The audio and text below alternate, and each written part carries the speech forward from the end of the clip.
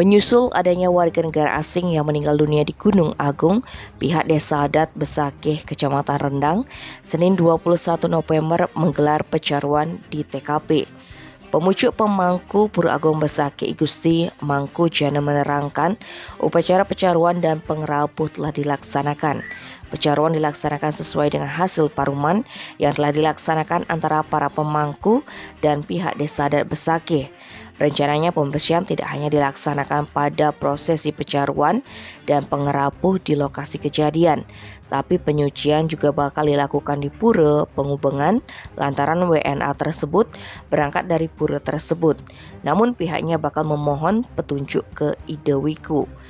Seperti diketahui, seorang warga negara asing asal Amerika bernama Kevin Anderson meninggal dunia di Gunung Agung Jumat 18 November.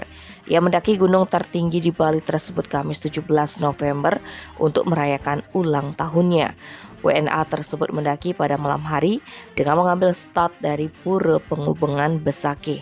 Namun saat kegiatan pendakian, bule Amerika itu terpeleset hingga akhirnya meninggal dunia. Tim Bali Express melaporkan.